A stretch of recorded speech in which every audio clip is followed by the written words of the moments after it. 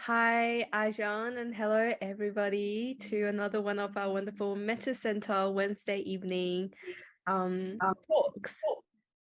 So, every week I try to say something that brings us back to the present, and I guess this week there's nothing better to say than this moment is exactly the moment as it's supposed to be, no matter what it is that you've experienced before or what your expectation of this session is. We can try to experience whatever happens as it happens and try to be as present as possible. But even trying to be present as possible is a trying. So just just be present and be here with us. And so thank you for sharing your presence with us. Today we have Ajahn Achalo coming back, talking to us about working with anxiety about an uncertain present and future. It's Ajahn's third time back, so I'm so excited to hear what he has to say today again. Ajahn Achalo is joining us from Thailand. So he was born in Australia in 1972. He developed a keen interest in meditations at the age of 20 and a year later left for Thailand to study Buddhism more intensely. After a 2-year period practicing in various centers and monasteries, in 1996, Ajahn Achalo ordained as bhikkhu under Ajahn Liam at Wat Papong, the monastery founded by Venerable Ajahn Chah. Although most of his training has taken place in Thailand, Ajahn Achalo has lived in several international forest monasteries in the Ajahn Chah lineage. Ajahn Achalo is deeply grateful for his many opportunities to study with well-practiced monks, as well as for having been able to train in several traditional contexts. During his years of training, he has received personal guidance from many remarkable teachers, including Ajahn Sumedho, Ajahn Pasano, Ajahn Jayasaro, and Ajahn Kalyano. For most of his bhikkhu life, he has considered Ten Ajahn Anan, abbot of Wat Map Jan, to be his principal mentor. So this so without further ado, I'll hand over to Ajahn, but just a quick reminder, this will be an interactive session. So we start with a short meditation and a bit of a talk, and then Tina will jump in to facilitate the conversation. And if you have any questions, please feel free to pop them in the chat, or you can unmute yourself as well and share with everyone. If you don't feel comfortable sharing with everyone, you can also message the questions anonymously to Tina. Anyhow, and the session will also be recorded and uploaded to YouTube. So without further ado, over to you, Ajahn.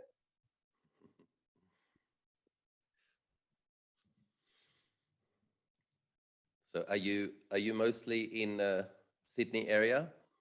Is that where most people are? Western suburbs, is it? Yeah, I think Sydney generally. A lot of people are online, and we've got some friends here in person as well at the Metta Centre in Bankstown. Okay, so you're all experiencing early evening, right? Yeah, so it's 7 p.m. Sydney time. Okay. Cool.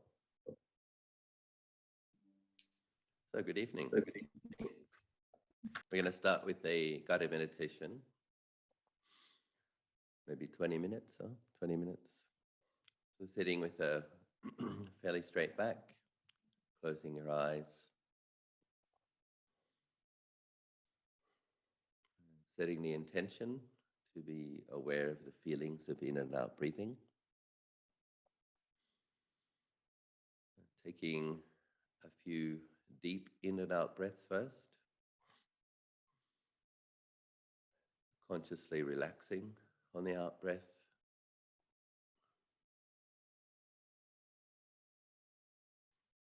Breathing in fresh, new energy on the in breath, arriving in the moment.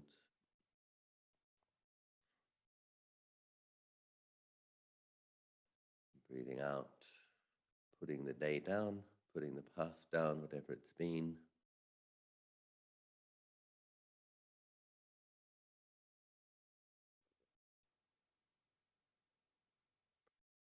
Trying to observe the feelings associated with breathing, the beginning, middle, and end of an entire in-breath, nose, chest, abdomen area. And knowing the feelings, aware of the feelings of the abdomen, chest, and then nose,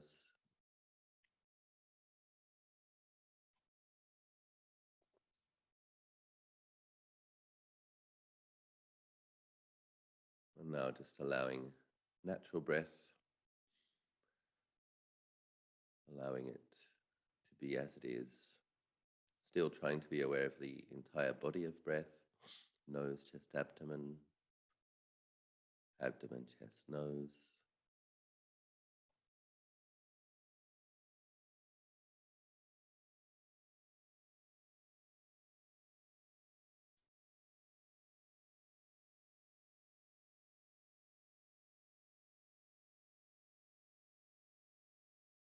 We can use a gentle mental recitation. It can be helpful for gently restraining the thinking mind. Buddho, the syllables Buddho are synonymous with mindful knowing. Breathing in, aware of the feelings of the in-breath with a mental recitation, Buddho. Breathing out, Buddho, aware of the feelings.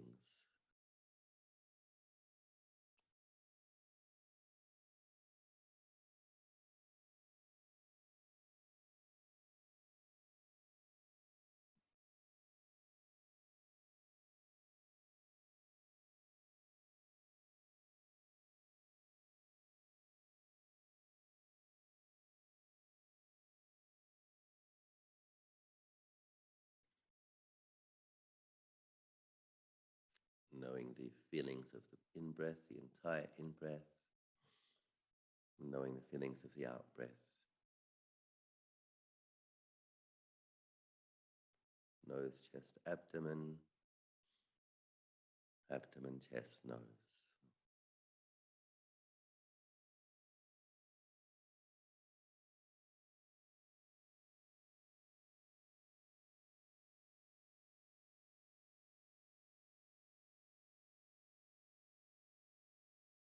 Breathing in, Buddho. Breathing out, Buddho.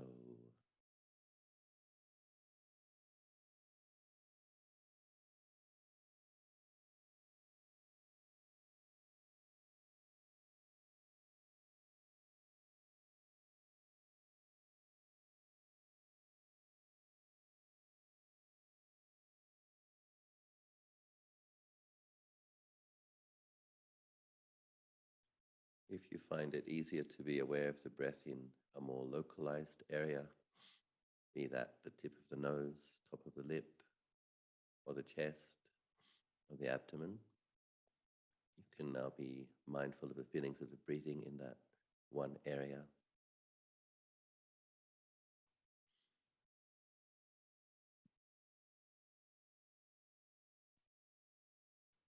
And still trying to know the feelings of the entire in-breath and the entire out-breath.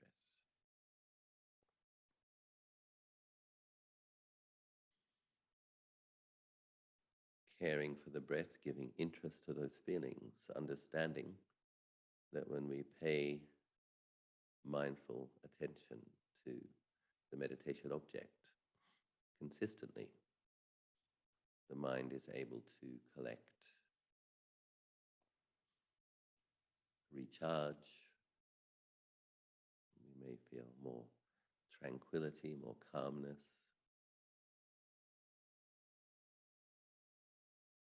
We can make the mental noting more spacious, breathing in, gentle mental recitation, Bud, breathing out, Do, aware of in and out breathing.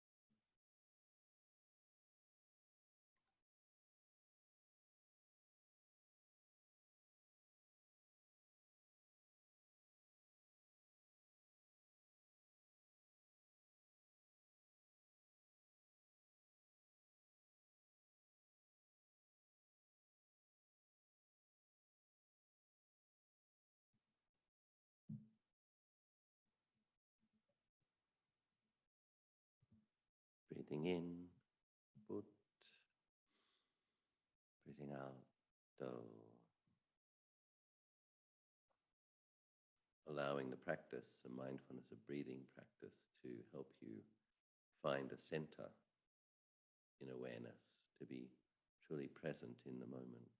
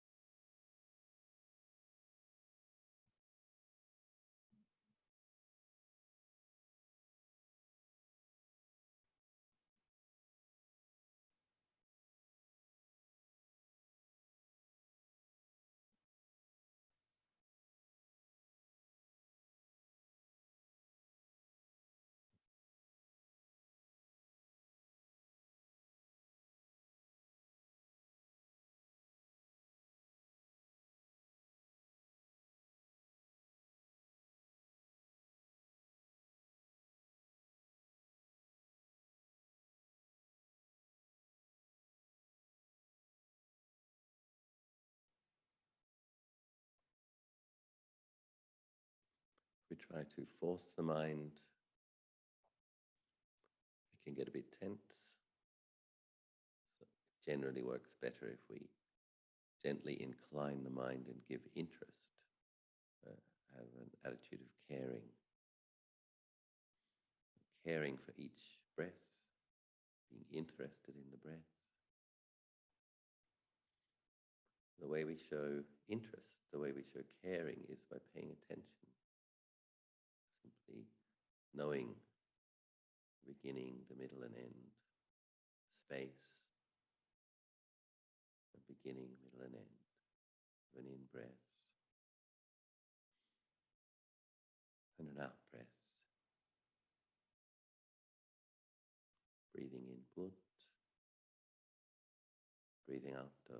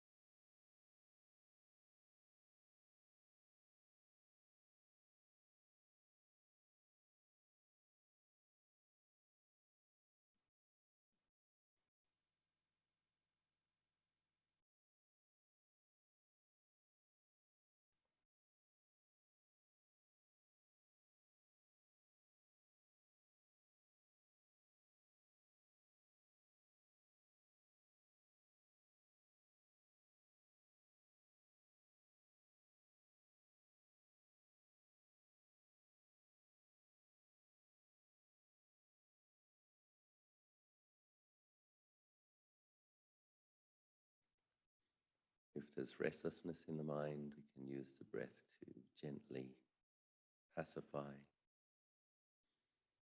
just giving the interest to the calming quality, being mindful of just the breath.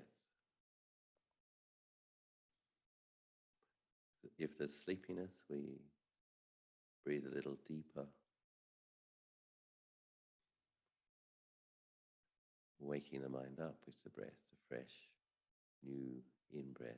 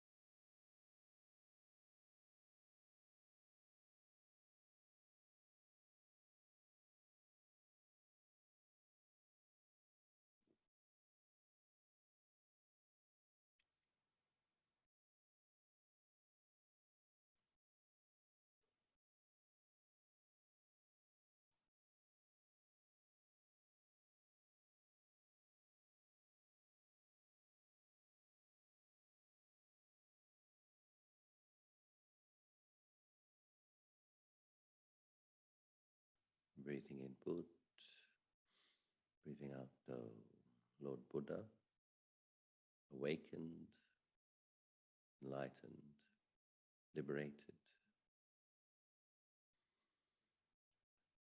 The syllables Buddho are synonymous with being awake,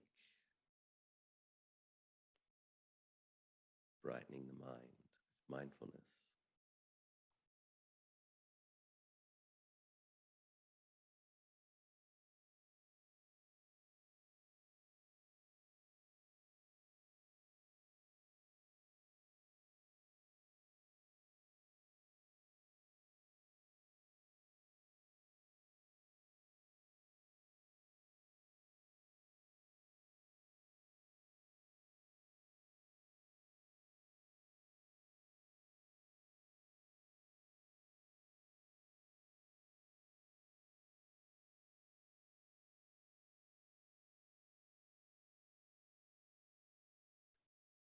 Appreciating the opportunity, enjoying the opportunity to rest, allowing the mind to gather and settle.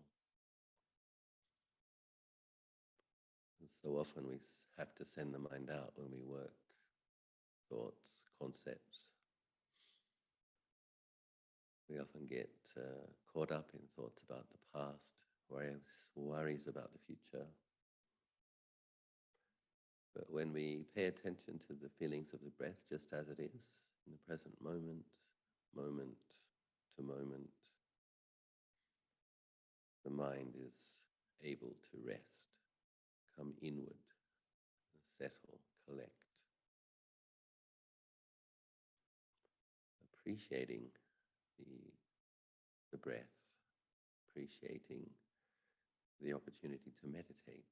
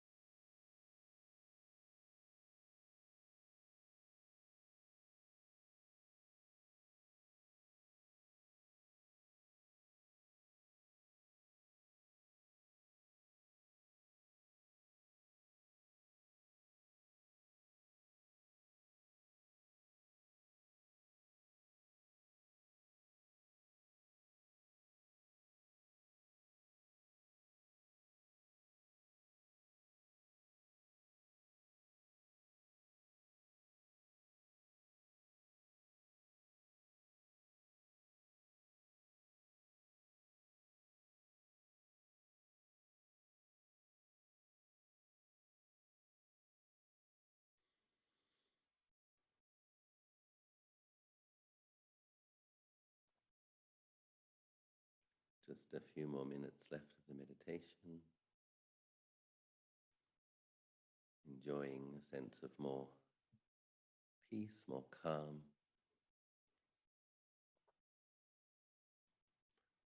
Mindful of the in-breath, mindful of the out-breath. Buddha.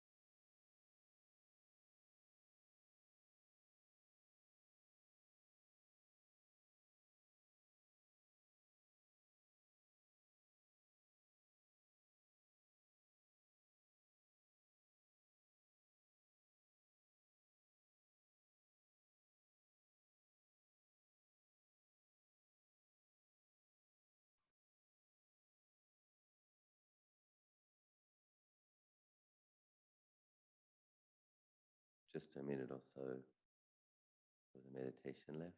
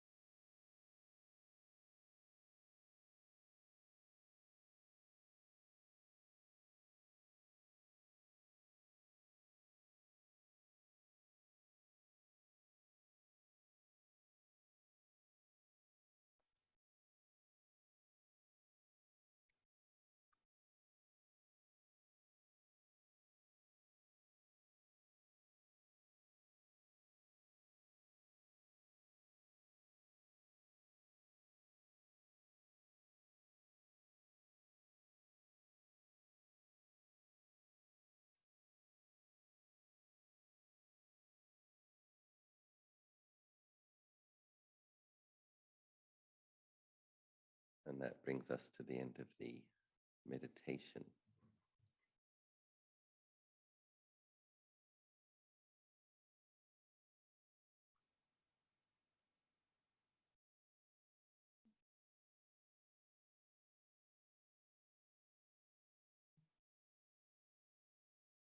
If I could ask people to turn on their cameras.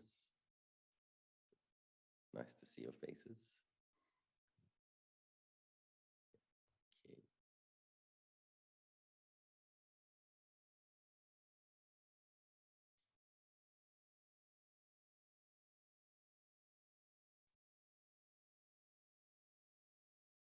Okay. So the theme of the talk is practicing with anxiety with regards the present and for the future. The reason I suggested that subject was Sin Sin mentioned to me that some people had been feeling having something like a midlife crisis because the world had changed a bit during the COVID period, and in unpredictable ways and unexpected ways, and then affecting people's confidence. And I can understand that very well because I think in Australia in particular, which has a large middle class and has been a very stable society for many decades, I think we can begin to get very used to the comfort, the predictability, the stability. And I remember when I was growing up in Australia, there was that sense of the lucky country. People talked about Australia as being the lucky country. And we could I think many of us did take that for granted. And I think in recent years, there were the big fires, and then the big floods, and then the COVID pathogen, and also the world government's responses to that, which none of us really had experienced that kind of thing before. Forced lockdowns, people forced to close their businesses, and so it did demonstrate to us that things change overnight in unexpected ways. That is actually the reality, even for Australians. And I think in terms of anxiety, it's this is a serious subject, so please allow me to speak in serious tones. If you were to ask me, why should we have faith? How do we develop our faith? If you were to ask me how to develop Metta, why we should have Metta, how to develop mudita, all of those kinds of subjects, it would be quite a positive, upbeat tone. But with regards the inevitability of change, and also the inevitability of having to practice with difficulties and hardship in life, well, that's a kind of a serious subject for grown-ups. So this is a Buddhism for grown-ups Dhamma talk. So you have to pull up your big girl and big boy pants. I think with regards the truth of the conditioned world, the form world, the human world that we find ourselves in, we have to have realistic expectations of what is possible or what is likely. And so, and also realistic expectations of what is probable. And I can see a good number of Asian Australians' faces, and I can see a few Western Australians, like Caucasian Australians. So when we look back last century, when we think of the things that our grandparents and great-grandparents, some of our parents lived through, there was World War I, there was the Great Depression, and there was World War II. My mother's home was bombed by a German bomb in Manchester. And so the reason that her family came to Australia was when they were down in the underground in Manchester, came back out, and their home was not there anymore. So that was one of the reasons they emigrated. And I think in China, you had what was called the Great Cultural Revolution, the Great Leap Forward. I think as a consequence of which 60 million people died. And those people who had resources and contacts, some of people got away, fled to Taiwan, and a lot of people don't know this, but the population of Thailand is somewhere between 10 and 15% ethnically Chinese, and many of those people came to Thailand on boats around the time of Mao Zedong's Cultural Revolution. And so we can see that huge kind of tectonic plate shifting upheavals is actually just something that happens from time to time. And we have to actually upgrade our perception or change our perception to understand that this is normal. That's normal in samsaric cyclic existence. And the anxiety comes from having an expectation that things should be stable, things should be comfortable, things should be predictable. The government should help you rather than make your life more difficult. All of the assumptions that Australians may have had from having had a comfortable life for a period of decades. But if you look at your ancestors' lives, and if you look at what they went through, some of you probably of Vietnamese and ethnicity, and some people from Sri Lanka. There were big challenges in Sri Lanka with the Tamil conflict for decades. And so this is where we are. This is where we live. We live in a place which is quite violent. So how do we practice with anxiety about that? Well, I think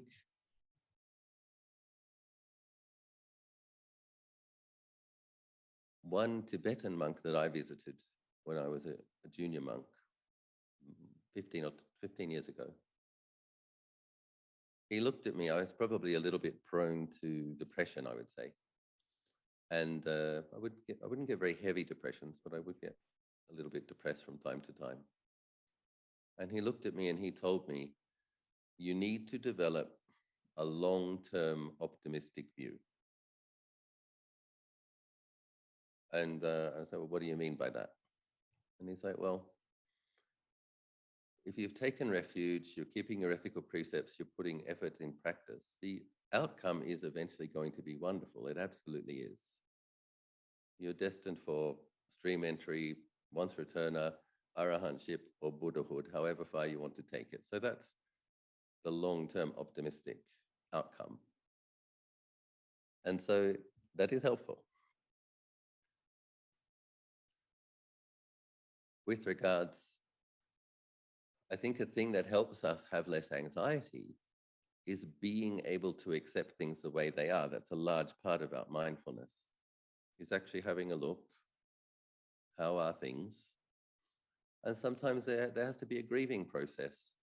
If we thought things were other than the way they are, and if we were attached to things being a certain way, we sometimes have to grieve our idealism or our hopes.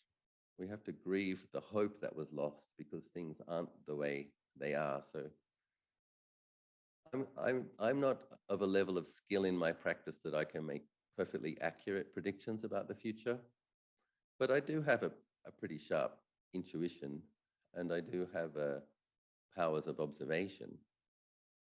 And my own feeling, my own expectations for the future is I do think the Ukraine-Russia situation is likely to escalate, and that may have implications for all of us.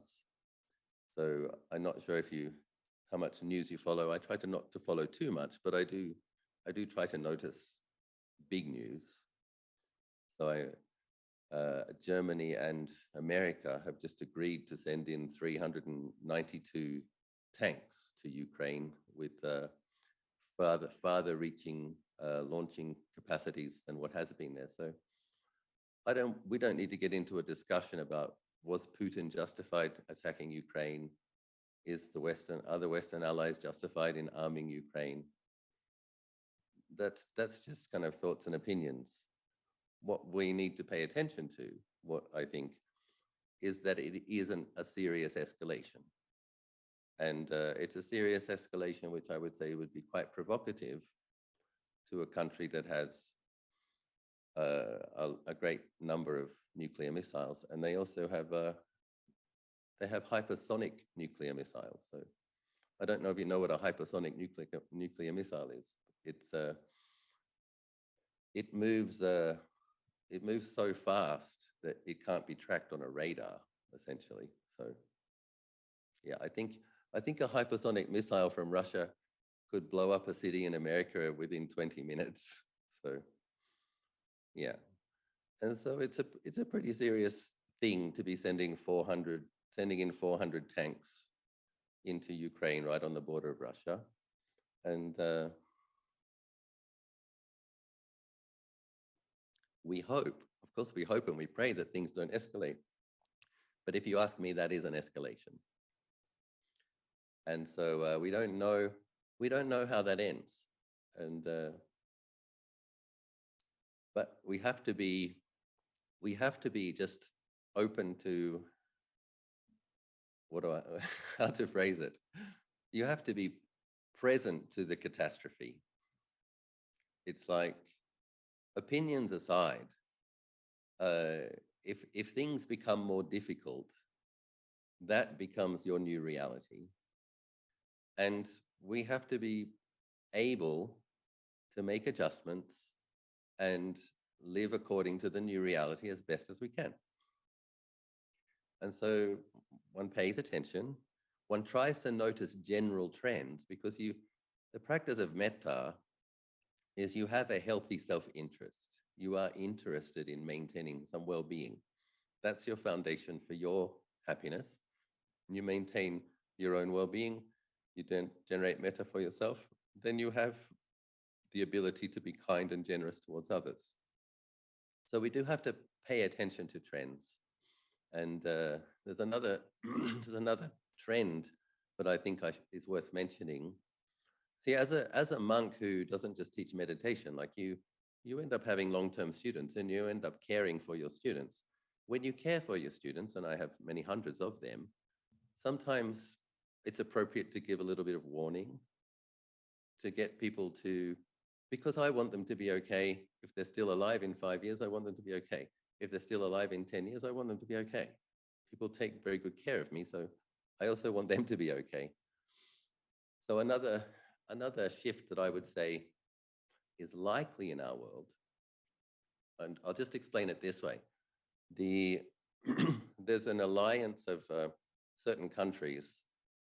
I'm not going to trying to not focus on geopolitics for the sake of focusing on geopolitics. I'm just mentioning these things so that we understand that alliances change, economies change, the world changes, and it would be good if we are somewhat prepared for that, so that you can roll with the punches, as it were. So there is this alliance: Brazil, Russia, India, China, and South Africa, the BRICS alliance. And the BRICS alliance accounts for about 40% of the population on planet Earth at the moment. And they have been making deals among themselves, and recently with Arab nations, to no longer trade, or to trade as little as possible with the US dollar. That has serious implications, because the strength of the US dollar is largely based upon the fact that petrol is purchased in US dollars. And so when China can make its own deals with the Saudis and pay in yuan, and when Russia can make its own deals with the Saudis and pay in rubles, and that has begun happening, it is likely what actually happens, and I'm not an economist, but I listen to some people who have explained these things, is that because the US has printed so much money, the US Treasury has printed so much money and sold so many bonds, the value of that money is largely due to the fact that it's respected and used a lot. If people use it less, much less, then the result is what they call inflation, hyperinflation. So it's possible that the US dollar could hyperinflate. What does that mean? It just means that you need more dollars to pay for the same stuff than you used to. And that is already happening in America. The US is experiencing, I think, its highest inflation rate since the Great Depression. So it's just something to notice. I mean, that's not nothing. That the United States of America is experiencing the highest inflation since the Great Depression is the kind of thing to notice. Why? Because the other Western economies, in which you live in one, even though you're in the South, the other Western economies, they are linked quite strongly to America and England and that London banking situation. So anyway, long story short, I think that you can expect in Australia, I don't think inflation is going to be a thing that's going to go away. So I think that you can expect that your cost of living is going to increase more than your income. And so if you know that a little bit in advance, that's a good thing. Because you might start thinking in terms of what can I do? Just suppose in 2 years' time, the cost of living is 20% more, just suppose. Where are you with your budgeting? And then ask yourself, are there things you can do? Because there probably are. One thing people can do is they can move to a less expensive place. Another thing people can do is they can move to a kind of a shared housing situation. Sometimes if you see a trend and you act skillfully and wisely beforehand, you're in better shape when a difficult thing happens. A lot of the people in the past, the Chinese people who were able to get away, the Vietnamese people who were able to get away, largely they were people who had gold, jewelry, and savings in gold, things that weren't in the bank.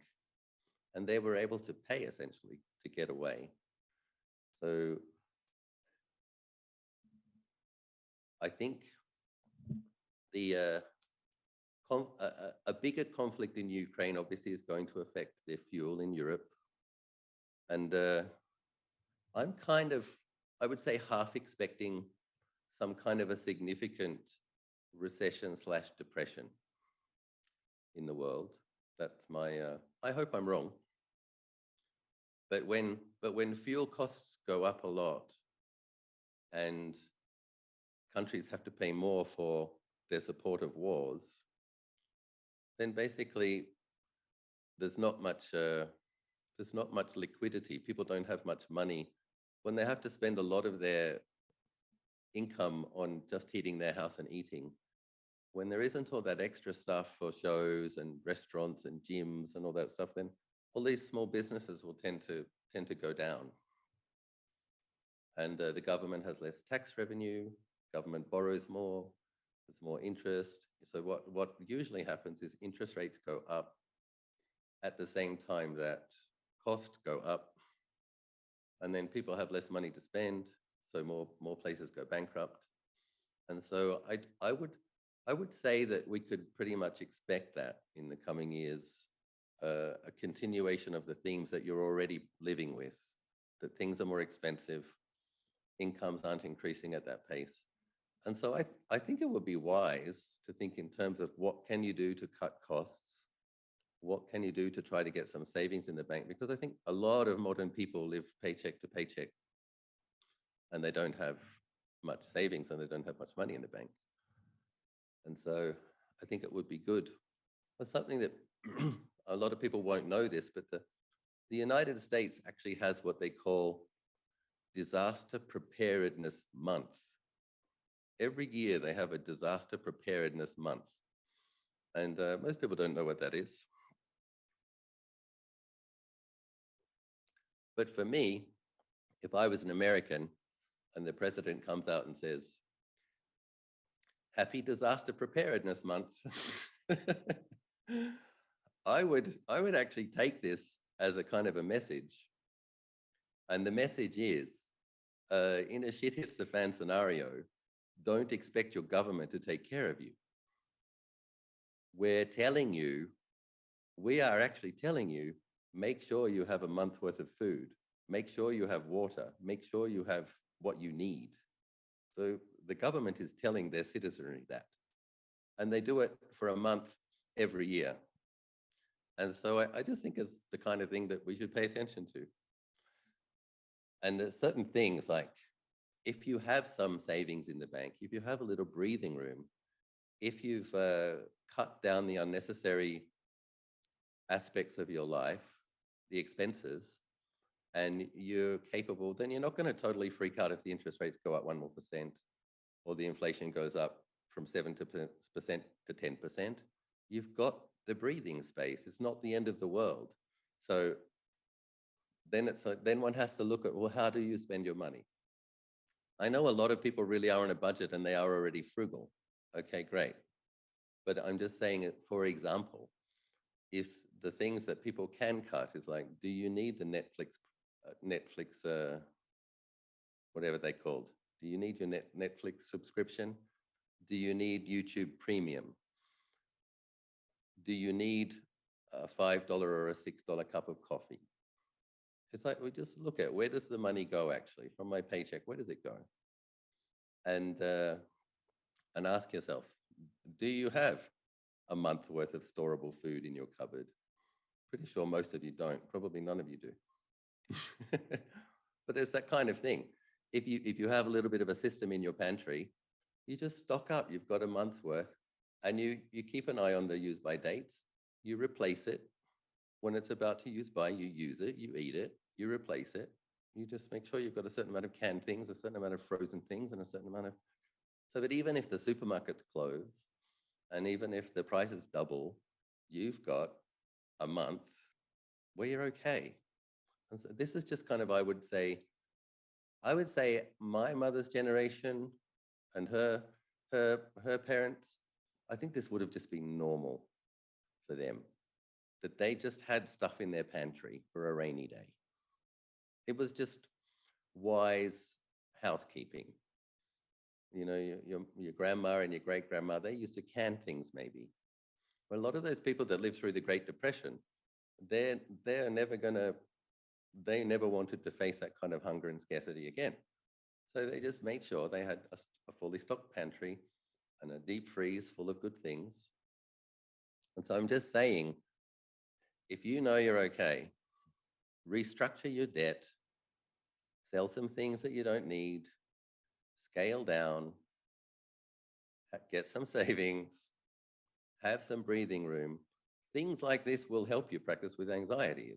It's not like if interest rate goes up 1%, your whole life is ruined.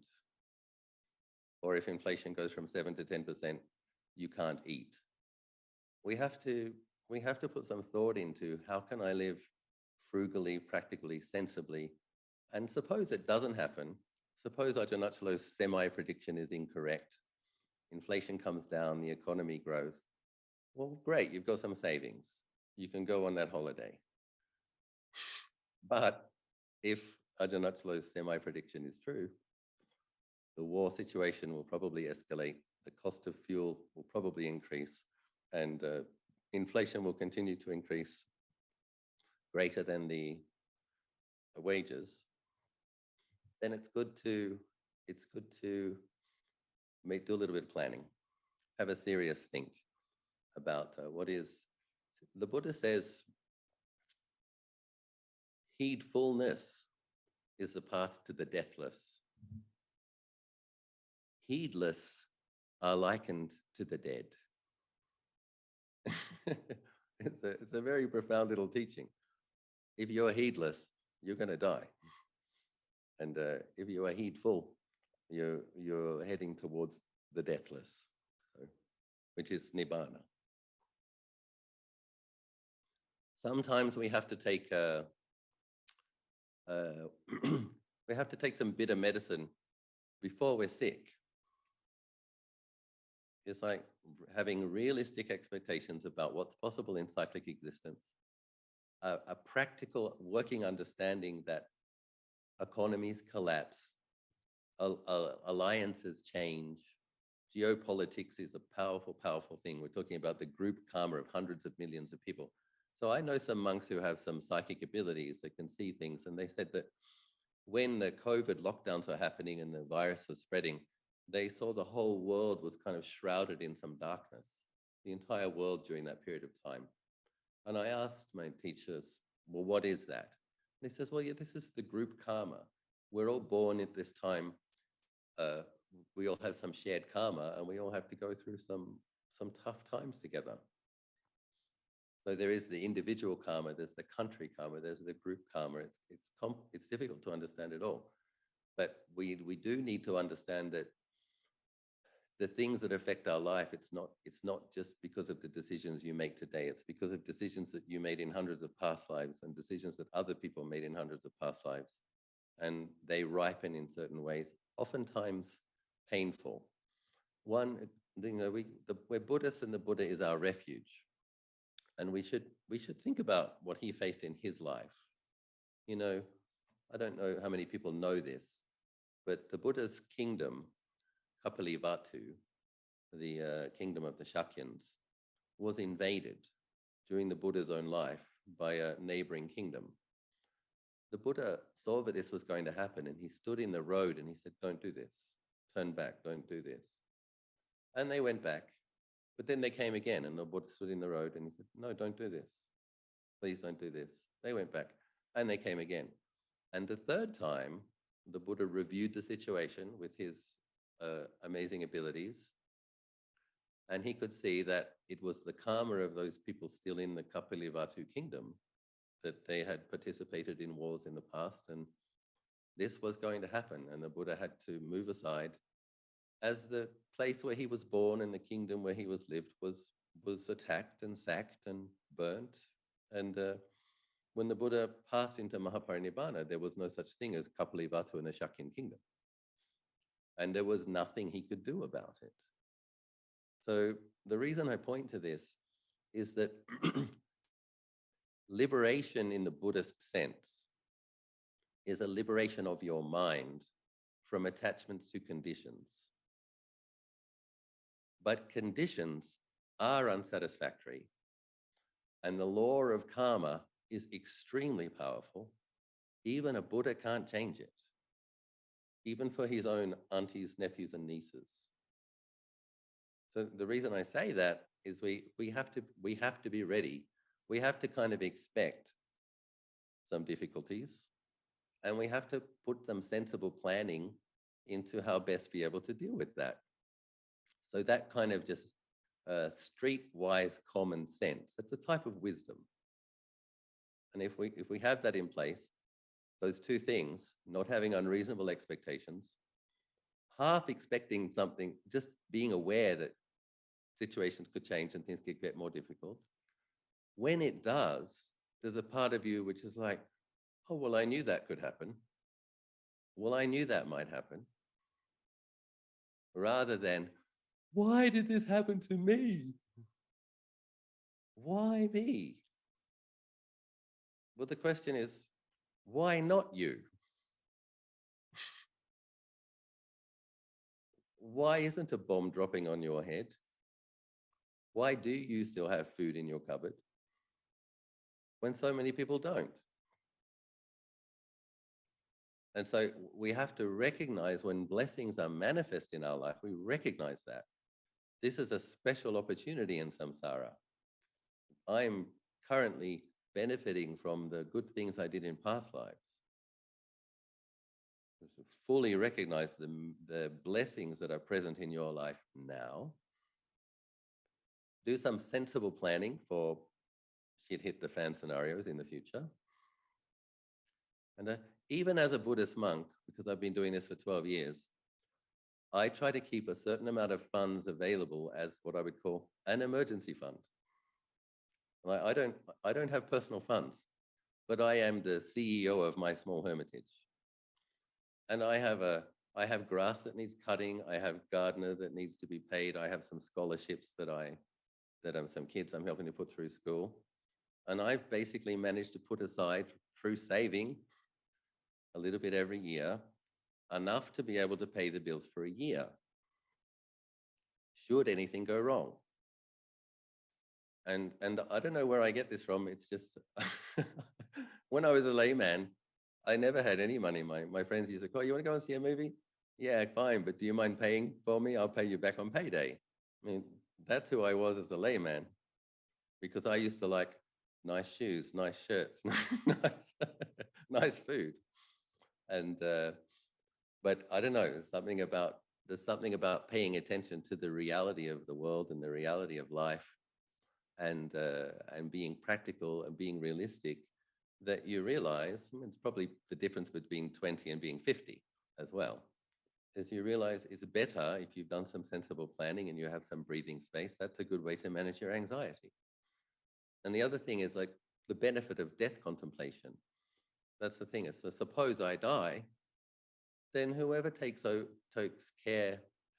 after me, he also doesn't need to worry. He can run the monastery for a year before he needs to think, where am I going to get the money to run this monastery? So we have a rather large grass cutting bill, because we have about 80 acres of a newly developed forest, and we have to cut the grass 4 or 5 times a year. And cutting the grass of 80 acres is quite a bit of money, actually. But it's there. So another thing, of course, in terms of managing anxiety, is one of the benefits of death meditation is that a lot of what people are really worried about is pain, sick, and death, right? That's what we don't want. We don't want pain, and we don't want untimely death.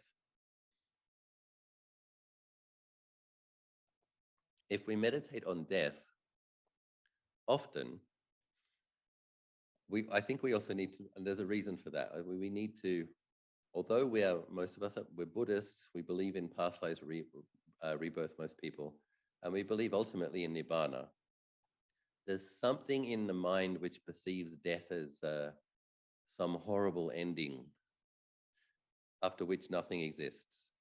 It's like what I would call a materialist assumption, probably because of the way we've been educated and socialized in the more materialistic world. And I think we really need to challenge that, because the way I currently see death is that moment when the body dies. That's how I see death. And yes, that life is dead, right? That life won't continue. But consciousness continues. Consciousness doesn't mind. Let's just say mind. Mind continues. Mind doesn't die for a second. And if you're not yet liberated, if you're not yet established in Nibbana, you're going to take a rebirth. And so I think if we really understand that, contemplate death to the point where you understand that death is the death of the body, you want to be mindful of death so that the body dies, so that when the body is dying, your mind is mindful. And then you go to the next best situation to continue practice, continue your life. Ideally, we don't just contemplate death to become mindful of impermanence. We also contemplate death because we recognize, again, being practical planning, we recognize that we have to be prepared to die mindfully, because it has serious implications for the next birth. So the Buddha says, at the moment of death, all beings have good karma and bad karma. At the moment of death, it's like throwing up a stick into the air. You don't know which end of the stick's going to hit the ground, the good karma or the bad karma. Even for good people, sometimes they go to painful destinations. And sometimes bad people, like a fluke, happen to die with a happy mind state and manage to go somewhere not too bad. So we contemplate death so that we don't have an unreasonable level of anxiety around it. We understand that death is a consequence of birth, and death is not the opposite of life, because life continues. Life in this world, life on this planet, when your body dies, it continues. And your life continues in a different body. And if you're not yet an arahant, you don't have any choice in that matter. So we contemplate death until we become comfortable with it. And if you're okay with dying at the right time, you will find that you will have much less anxiety.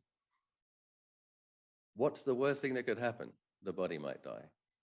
Okay, guess what? You get another body. You get another chance. It's all right. And it's a kind of a shame that people can't see.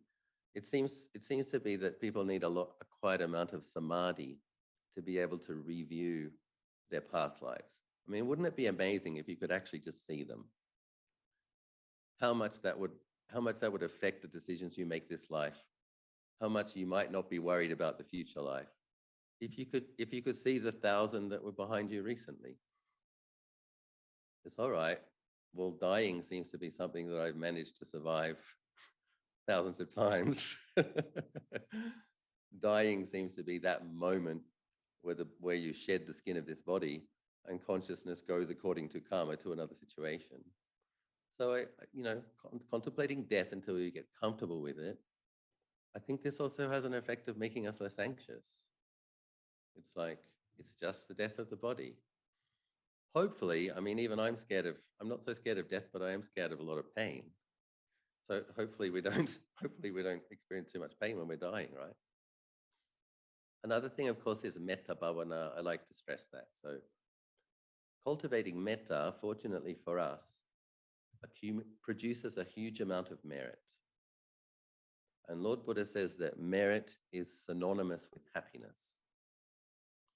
So if you want to increase your chances of being okay in an unpredictable and ever-changing world, knuckle down and do your metta practice. And you want to read the 11 Benefits of Loving Kindness Sutta. It literally says, poisons won't harm you, fires won't burn you, devas will protect you. It's pretty cool, actually. So in terms of other ways to invest to at least lessen the chances of death or deathly suffering, we get serious about our metta bhavana.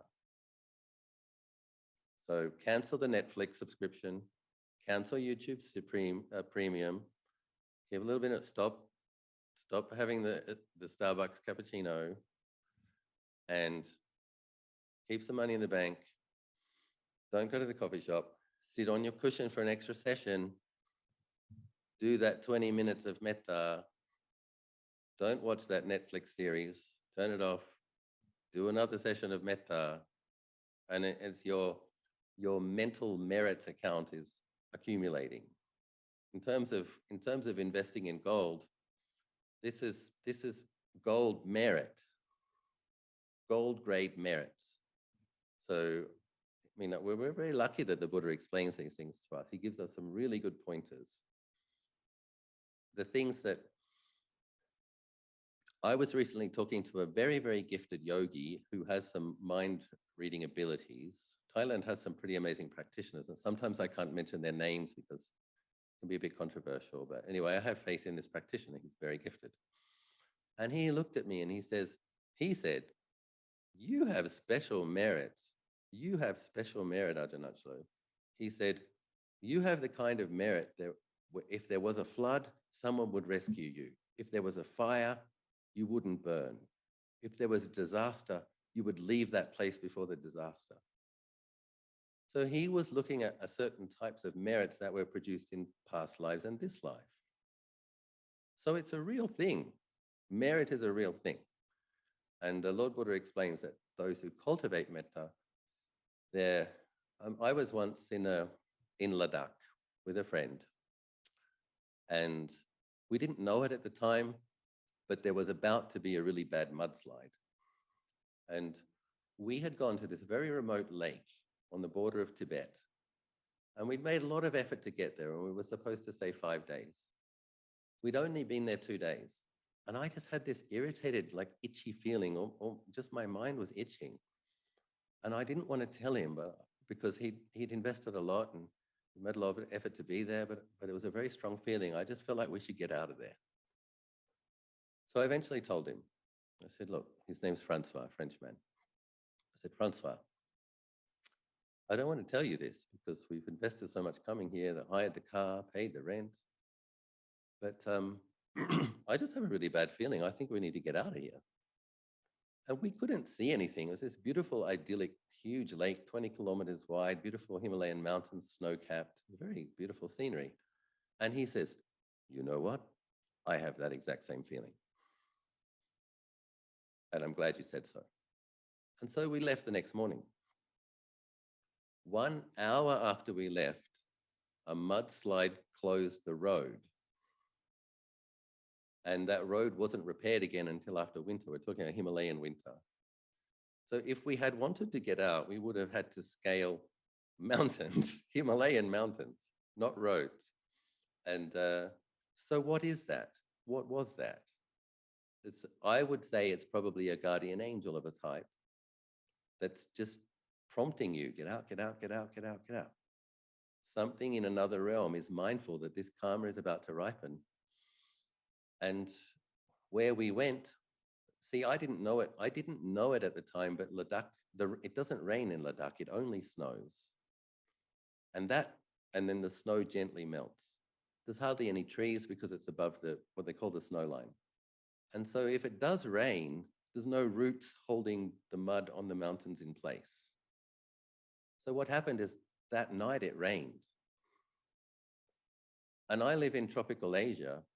Rain is just normal. It's like, so what? It's raining. We have a monsoon. It can rain for 3 or 4 days. So what? But it's a big deal there. When we got back to the guest house in the capital city, Leh of Ladakh, the owner was anxious and crying. What's wrong? He's like, it's raining, it's raining. And we're like, so what?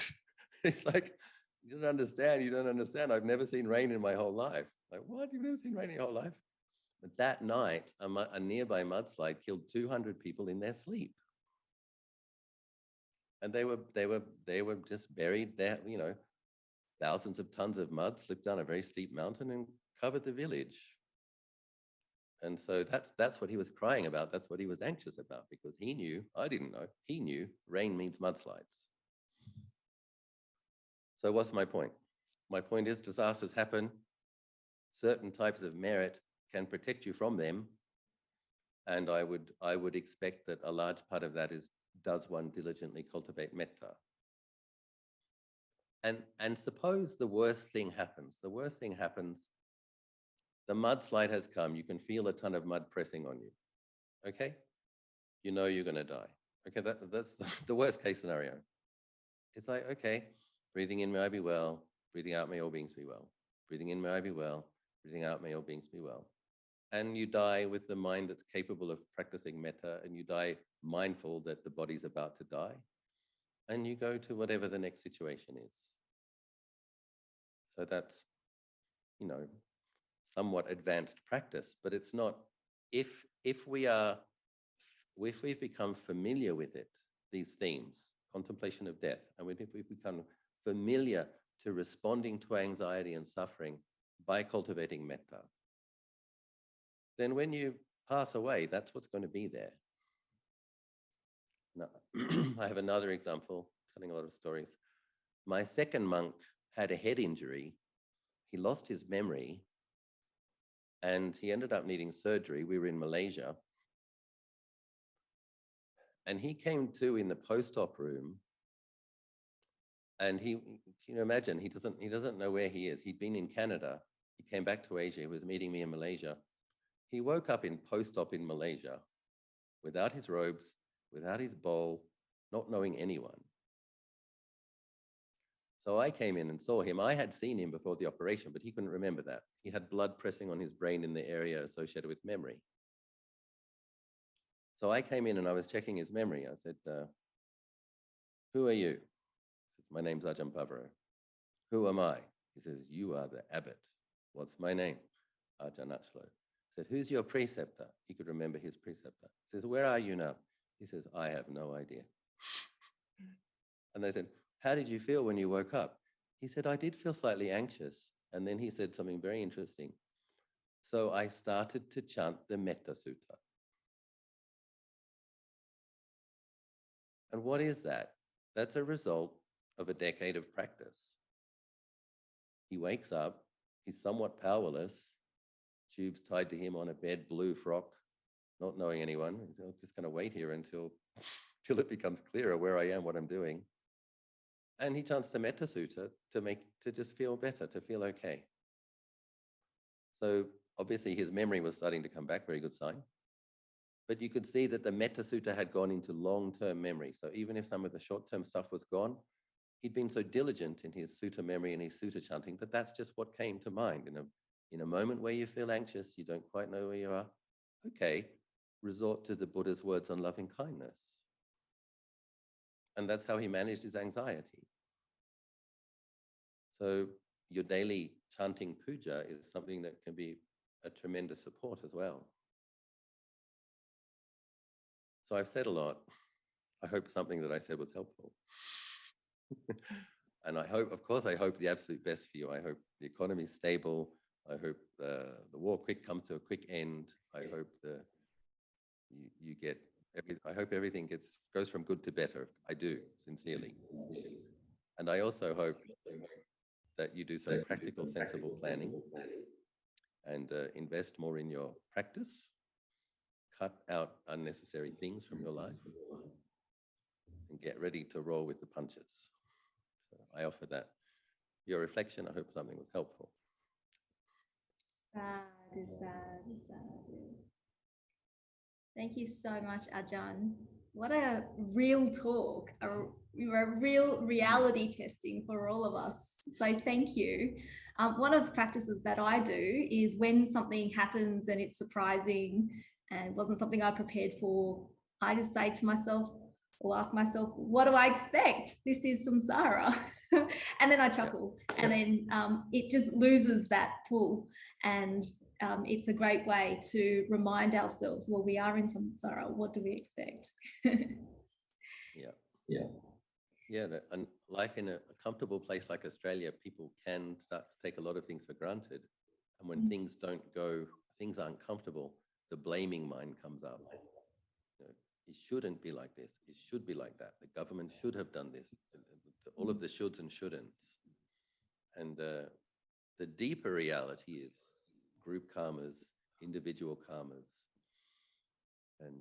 and it is the way it is. Given that it is that way, how are you going to keep your mind wholesome?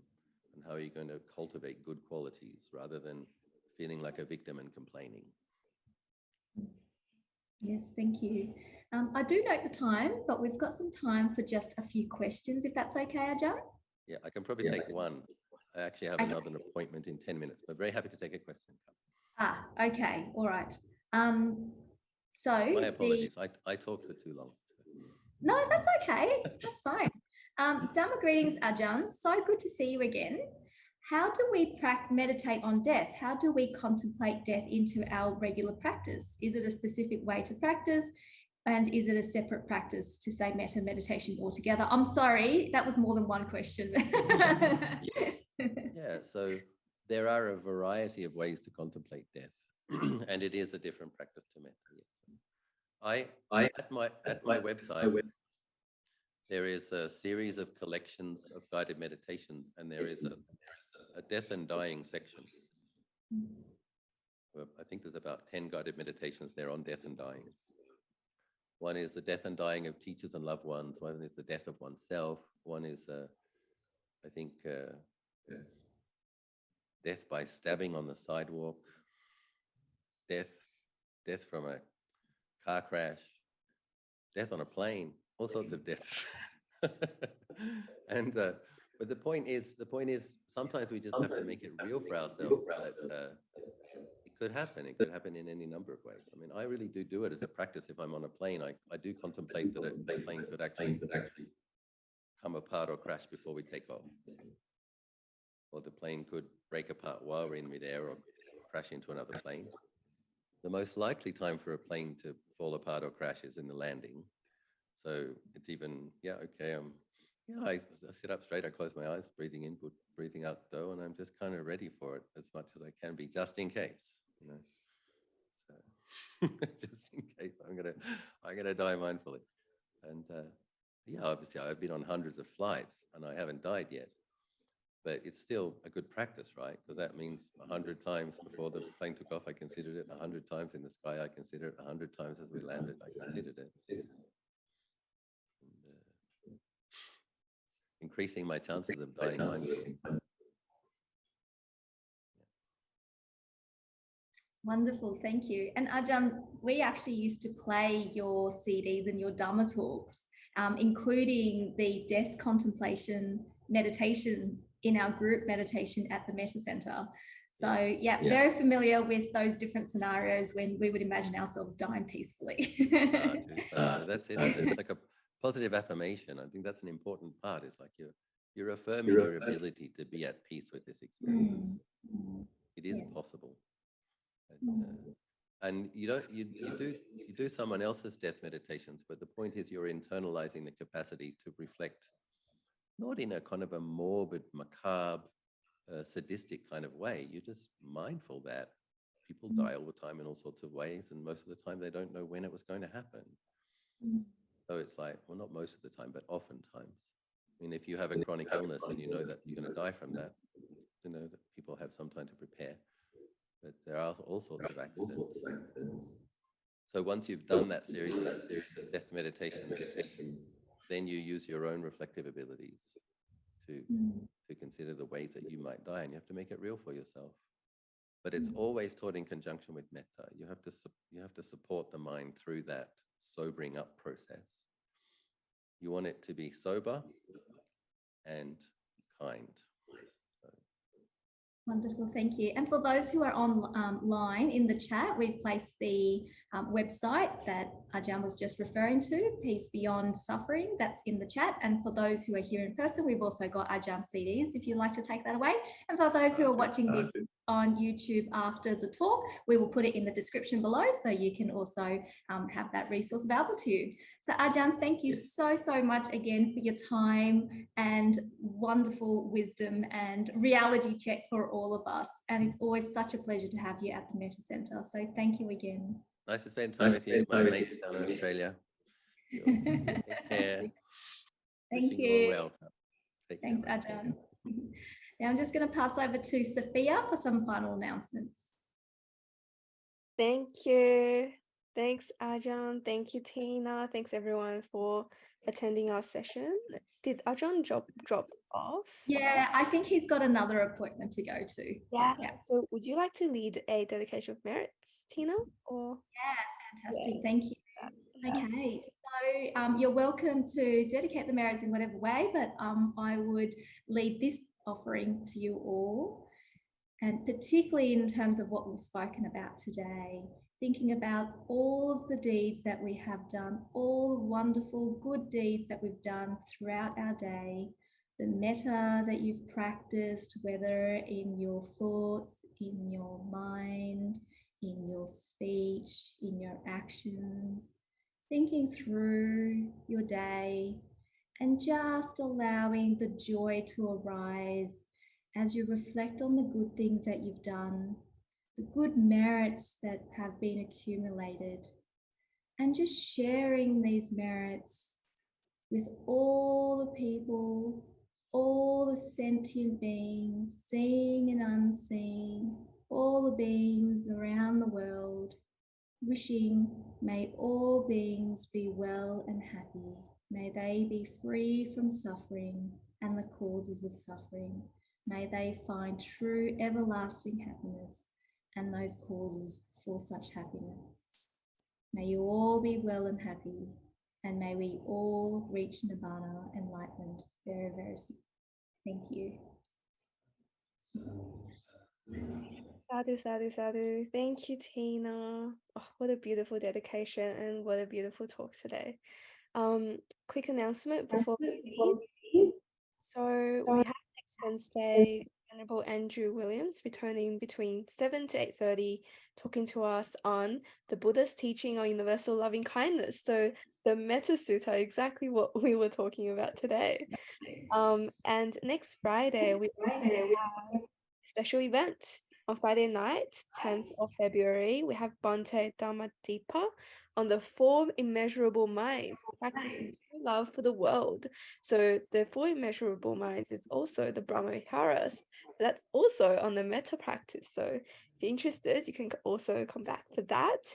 So Bhante Dhammadeepa trained primarily in the Paul tradition. He's one of the foremost teachers in samadhi, so samatha meditation. This event will be hybrid, so in person or online. We also have a really special event coming up the Saturday after, which is the, I think, 18th of February on Saturday. So that's when we have a special event, which is a family well-being retreat for a whole day at Senti Forest Monastery. So it's about healing the relationship between you and your family, particular family members. So if you'd like to join, feel free to sign yourself up and a family member of your choice.